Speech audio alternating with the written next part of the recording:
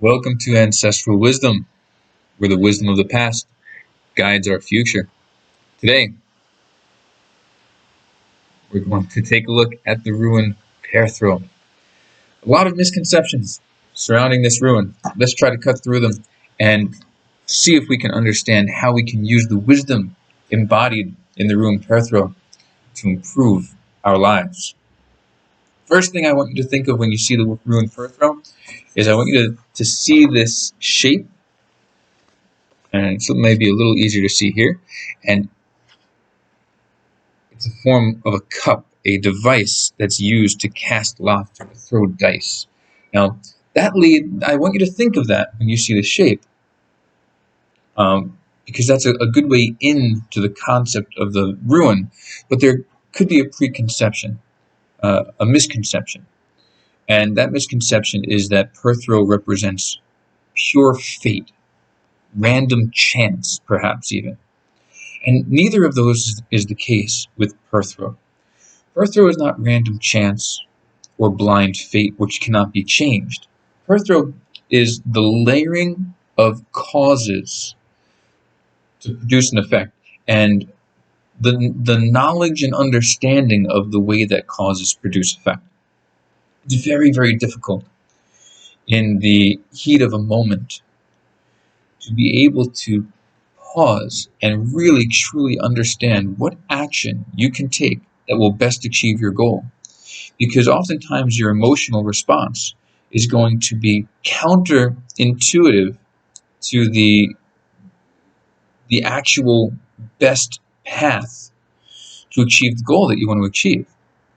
So if someone cuts you off and you say, I'm going to teach them a lesson, and you speed up and you cut them off, well, you're not actually teaching them a lesson. In fact, you're going to be augmenting their anger, making them more likely to do something similar to another person, and you're going to be doing nothing good for the world. I mean, if you really wanted to neutralize the cause of the disturbance in a extreme way, then you might stop the cycle, but you really wouldn't, right?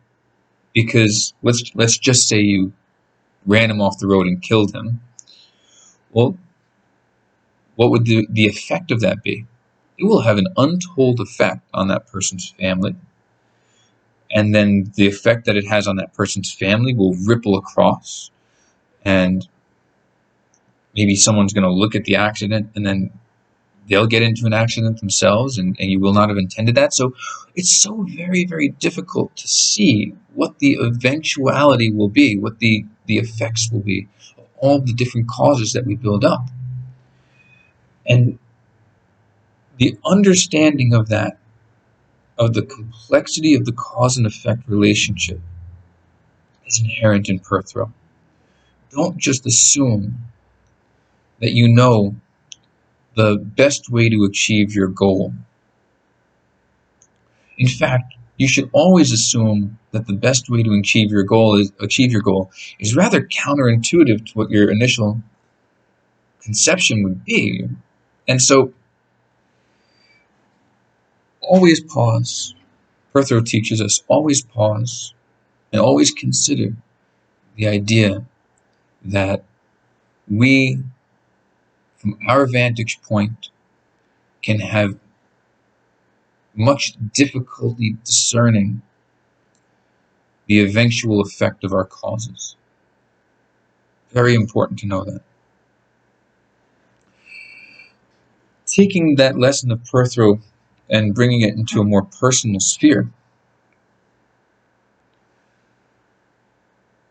going back to that idea of the Norse conception of fate, which again, fate is not the correct English translation of it.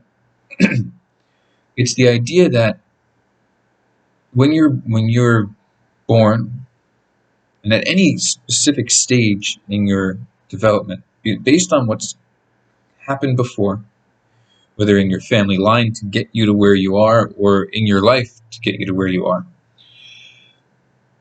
there are certain possibilities that are in front of you.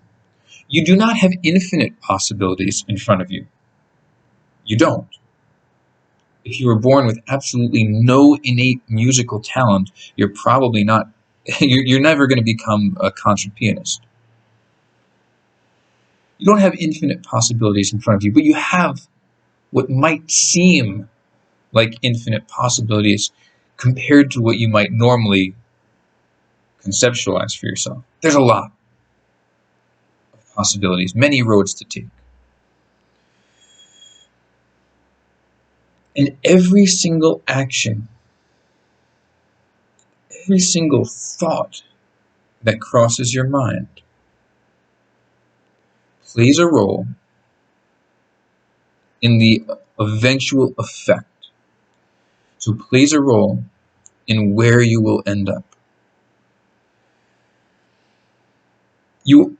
One doctrine that's one philosophy that's very powerful is the idea that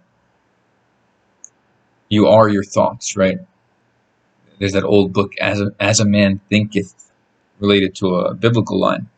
But as a man thinketh, so they are, something like that. So you are what you think, and you are built by all of your thoughts over time.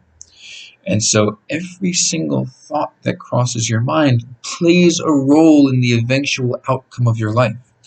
Every decision that you make, every moment that you give in to a rational emotion, everything plays a role in where you will eventually fall in the spectrum of possible fates that lie before you. And so you should realize that enough to know that every single thought and action and word and deed in your life matter far more than you can possibly imagine. And every action or word or thought or deed has the effect of pushing you a little bit closer to an eventuality that would be beneficial for you and those around you, or they are pushing you towards an eventuality which is not as desirable. The understanding of the deep cause and effect relationship and the power in every thought, deed, word, and action. I guess deed and action are the same, right? That knowledge and that wisdom is the essence of Perthro. So you have not an infinite array of possibilities in front of you, but you have a vast array of possibilities in front of you. Know that the things you do matter, and that every thought, word, or deed pushes you towards or away from the goal that your whole spirit yearns for. So act, speak, and think with precision and wisdom and intention. Not so easy to do, but it's a good goal to strive for.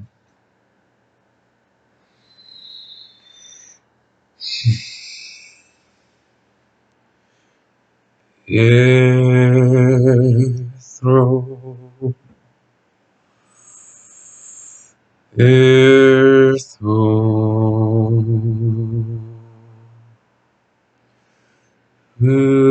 papi pepo,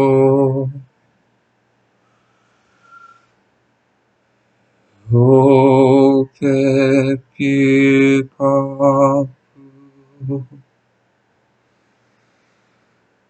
Eurysterisans, ansut raido kenas, gebonjo agalas, naudis isaiera, you as Perthro helgas, Soilo tiwas berkano ewo mana lagus ing las dega